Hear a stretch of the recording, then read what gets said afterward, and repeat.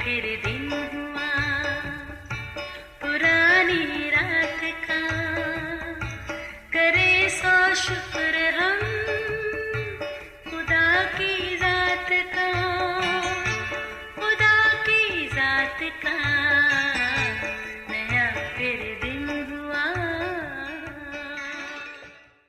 आज की आयत। और सब लोग उसे छूने की कोशिश करते थे क्योंकि कुव्वत उससे निकलती थी और सबको शिफा देती थी। लूका 6:19 आयत। अजीजों, हमारी जिंदगी चलती सांसों की डोर से बंधी है, एक मुसलसल अमल और एक ऐसा सफर जिसके रास्ते में हर तरह के स्टॉप आते हैं। ऐसे में कभी मुश्किल और कभी सहल हालात का आना अचंभे की बात नहीं। बिलाशुबा मुश्किल वक्त परेशान कुन जरूर होता है, मगर मजबूत असाब होने के बावजूद हमारा रद्द-ए-अमल इंतहाई हैरान कुन होता है। हम मुश्किलात से फरार की तदाबीर करते हैं। हालांकि हमें इन आजमाइशों के खिलाफ मज़ामत करनी चाहिए और मुस्बत तरीके से इन पर काबू पाने का सोचना चाहिए, पर ऐसे में अपने कान में अबलीसी हल्की सी सरगोशी के बाद पहले ही नहीं कह देते हैं। इसी मनफी सोच के बाद तो ना फिर कोई मुनासिब वक्त मुयस्सर होता है और ना ही कुछ करने की सकत रहती है। असल में ये वो अबलीसी हीले बहाने हैं जो हमें निढाल कर देते हैं।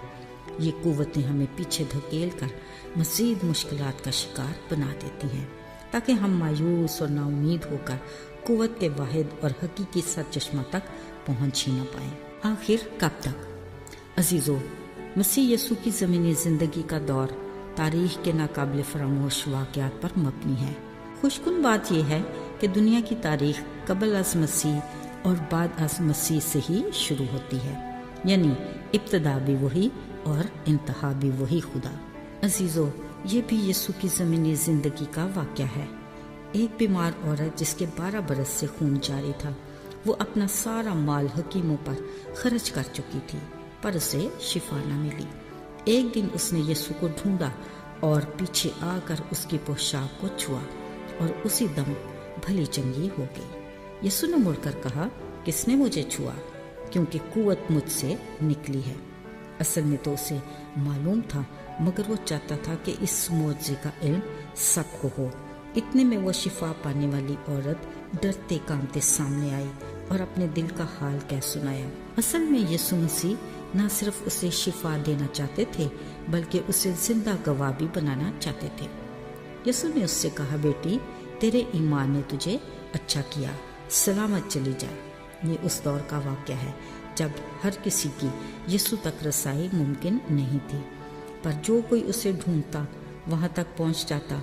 यीशु उसे मायूस नहीं करते थे, बल्कि उसके गुनाह भी मुआफ़ करते थे और उनके ईमान के मुताबिक शिफा भी देते थे। अजीजों, यीशु के कहे अल्फाज उनकी इलाही कुव्वत की तस्दीक भी करते हैं।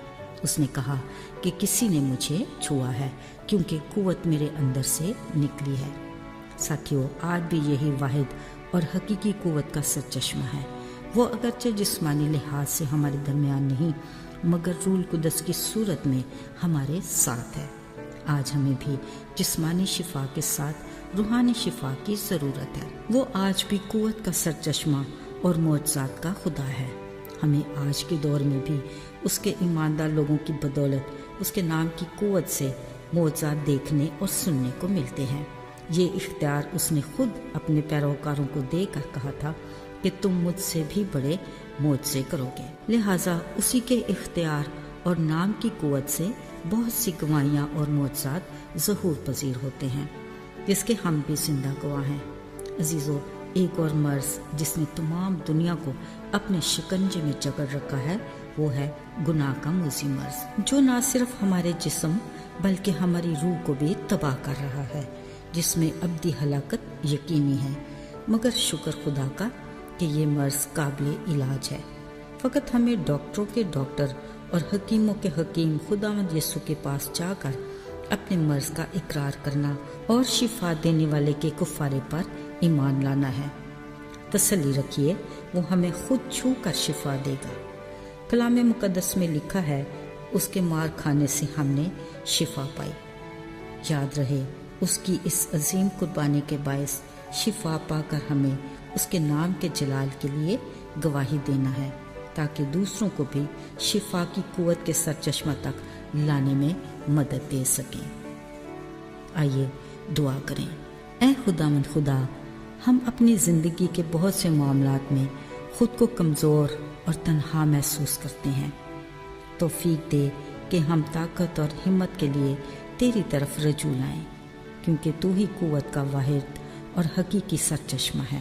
اے آسمانی باپ، ہمیں اپنی ہر مشکل میں مقابلہ کرنے کی ہمت اور طاقت عطا فرما، آج بھی اور اگلے ہر دن بھی۔ یسوع کے نام میں آمین۔